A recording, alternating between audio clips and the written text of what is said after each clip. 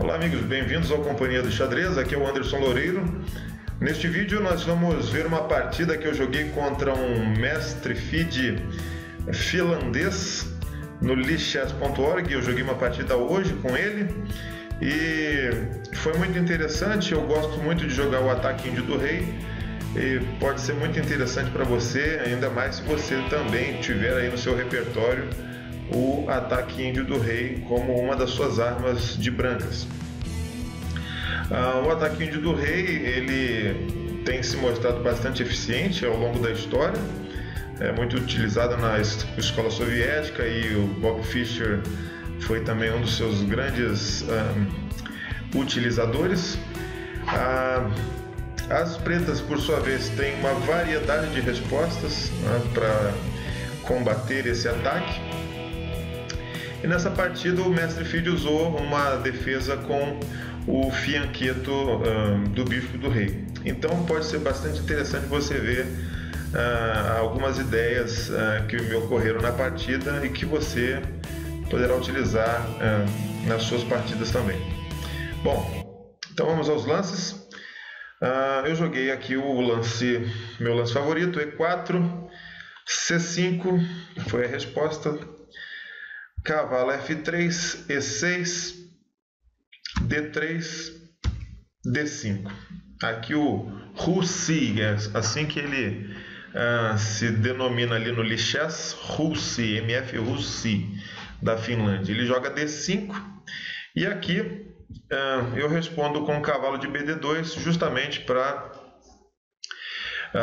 que depois dessa troca aqui em E4, desculpa. Ok. Aqui em E4 eu posso retomar em E4 de peão sem o problema de acontecer aqui as trocas de dama na coluna D. Então, cavalo de BD2 sustenta o centro e impede a troca de damas no caso de uma troca aqui em E4. O Russi continuou aqui com cavalo F6 e a partida seguiu G3, cavalo C6, bispo G2 e aqui ele escolhe G6. Outras opções muito jogadas podem incluir aqui bispo E7. Bom, dama C7 também. Tem uma série de opções aqui. Alguns oponentes já jogaram também aqui B5 direto, com a ideia de já iniciar um ataque aqui na ala da dama. São opções que as pretas têm nessa posição. Bom, aqui meu oponente jogou G6. É uma das opções, acho uma opção interessante. Fianquetar esse bispo aqui em G7. Para poder pressionar depois mais tarde, com um ataque aqui de peões na ala da dama, poder pressionar aqui a estrutura de peões da ala da dama aqui das brancas. Bom, aqui então eu joguei roque, continuei meu desenvolvimento, bispo G7, torre para E1, essa torre temática aqui para a coluna E. Muitas vezes para a torre agir nessa coluna E, ou também para apoiar o avanço do peão aqui para E5. O peão em E5 ele vai estorvar aqui o cavalo de F6 e isso ajuda no ataque das brancas aqui na ala do rei. Tirando esse cavalo de F6, a estrutura aqui do roque das pretas fica um pouco mais vulnerável sem a presença desse cavalo aqui em F6. Então, meu oponente jogou aqui roque, eu joguei C3. A ideia de C3 é você poder jogar aqui E5 e depois, em seguida, já que ele vai retirar o cavalo para uma das casas aqui, às vezes para G4, pressionando muito o peão aqui em E5, junto com o bispo e junto com o outro cavalo aqui em C6, é importante então você jogar aqui C3 para poder responder a esse ataque ao peão de E5 com o movimento D4. Então você consolida aqui o centro, essa estrutura aqui central apoiando o peão lá em E5. Então aqui ele jogou P6, a ideia é desenvolver o bispo de C8 via B7 ou via A6, né? Já que eu joguei C3, tem que tomar muito cuidado com esse peão aqui em D3, que ele pode virar um alvo justamente para esse bispo aqui de C8. Aqui eu joguei E5, logo de cavalo D7, então, como eu já disse antes, joguei D4 e sustentei aqui o peão de E5. Ele jogou A5. A ideia é poder jogar o bispo em A6 sem que ele, por exemplo, bloqueie. Se, por exemplo, ele joga o bispo em A6 agora, o bispo está jogando, mas também está bloqueando o avanço desse peão aqui para A5, e é um peão que normalmente é utilizado para bater aqui nessa estrutura, principalmente aqui em B2. Então, por isso que ele já joga aqui antes o movimento A5, para depois então ele utilizar o bispo de C8 ali via A6. Joguei para cavalo F1 e aqui ele responde com bispo A6. Nessa posição eu ganho um tempo atacando a dama dele com o bispo G5. A ideia de bispo G5 é, ganhando esse tempo, eu poder jogar em seguida a dama aqui para D2 e junto com esse bispo a gente fazer uma bateria aqui nessa diagonal para poder entrar aqui em H6 e procurar a troca com esse bispo aqui de G7. Trocando esses bispos, esse bispo de G5 pelo de G7, você vai observar que a ausência desses bispos vai produzir debilidades aqui nas casas pretas do roque do rei adversário. Então, aqui ele joga dama para B8. Talvez F6 não seja muito bom por causa da troca em F6, F por F, E por F6, e aqui esse cavalo por F6, a gente já vai ter a torre pressionando E6. No momento oportuno a gente pode capturar este peão. Por exemplo, D por C5, e aqui esse D por C5, então torre E6 e se dama D7, bispo H3 já pode gerar algumas complicações aqui para as pretas. Então, por causa desse problema aqui de E6 ficar no ar, o mestre aqui jogou dama para B8, depois de bispo G5, dama para B8. Dama para B8, mantém um olho aqui em E5 e ao mesmo tempo pode apoiar o avanço aqui destes peões junto com aqui a torre de A8, com aquela ideia de dar uma resposta na ala da dama. Aqui eu continuo com o meu plano, dama D2 e aí torre C8. A ideia de torre C8 é trazer mais uma peça aqui para o jogo na ala da dama e ao mesmo tempo evitar a troca de bispos, né? Com a torre aqui em F8, se eu jogo o bispo aqui em H6, ele não pode, por exemplo, fazer como ele fez na partida, recuar o bispo para H8, porque o bispo fatalmente tomaria ali em F8. Com a retirada de torre, então uma vez que eu joguei bispo H6, ele jogou bispo para H8. Seria loucura ele trocar aqui em H6 por causa de dama H6. Bom, tem vários planos aqui para os brancos. O cavalo pode vir aqui para G5 já para bater junto com a dama aqui em H7. Se ele não troca aqui o bispo pelo cavalo de F1, esse cavalo vai manobrar via E3, G4 para F6. Então fica problemática aquelas casas brancas, como eu tinha falado para vocês. H6, G7, F6. Então ele joga bispo H8. É bom notar o que neste plano dele de atacar a minha ala da dama, ele deixou muito poucas peças aqui defendendo o rei dele. Ele vai tentar depois fazer uma defesa meio que à distância, mas como vocês vão ver, não vai dar muito certo e não vai chegar a tempo a defesa. Nessa posição, a minha ideia é jogar a dama em F4 para poder pressionar aqui F7 junto com um movimento cavalo G5, que também bate lá, bate aqui em F7. Mas se eu jogo aqui de imediato, por exemplo, vamos ver, se eu jogo dama F4 aqui direto,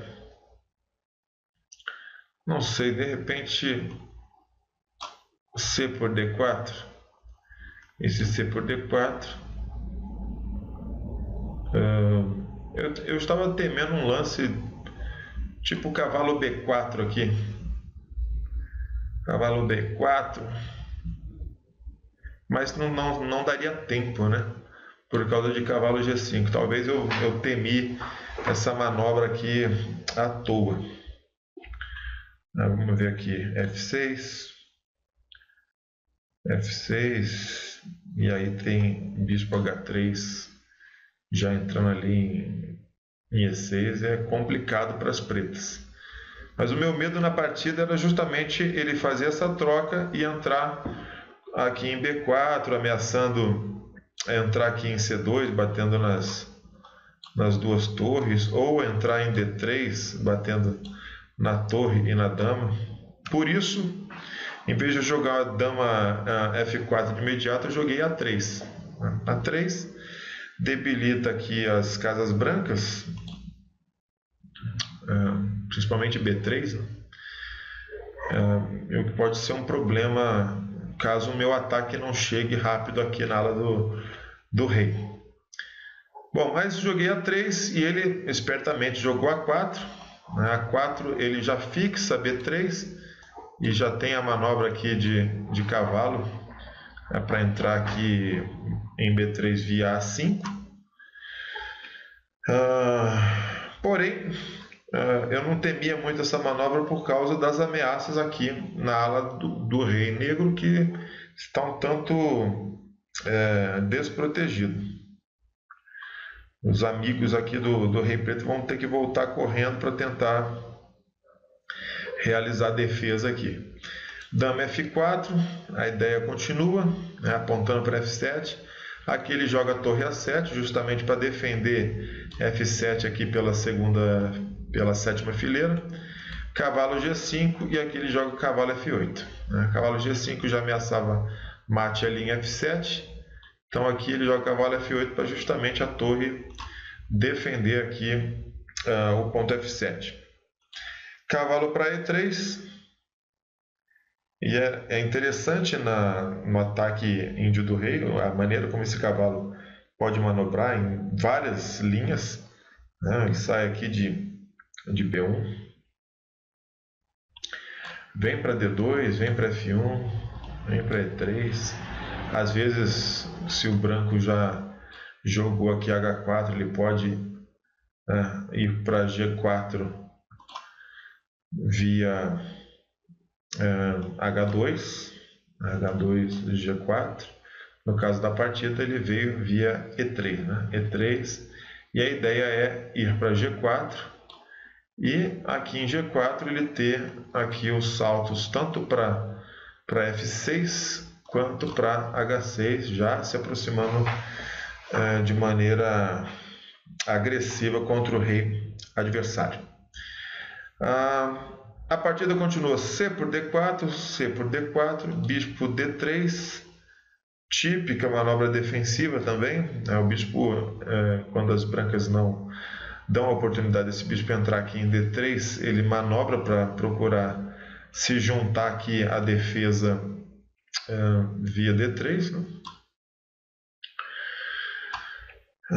Cavalo G4, e aqui ele joga bispo F5. Bispo F5 para justamente impedir que o cavalo entre aqui em F6, o que obrigaria as negras tomarem de bispo, e a dama tomando aqui, a ameaça de mate em G7 seria inevitável. Então, para evitar que a dama atue junto com o cavalo em F6, ele joga bispo F5. E aqui eu faço um lance que eu acho bastante interessante, que é o lance torre de AC1.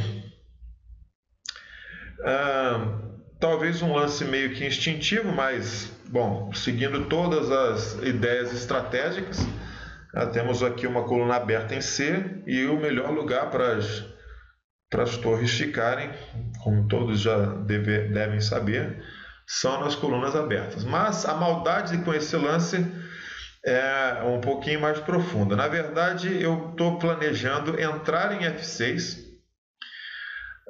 com o meu cavalo e retomar aqui em F6, fazendo uma ameaça tipo como ocorreu na partida, né? Depois da troca aqui, cavalo F6 e retomar aqui em F6 de peão, seguir com a dama aqui para H4, e junto com esse cavalo aqui ficar ameaçando o ponto H7. Bom,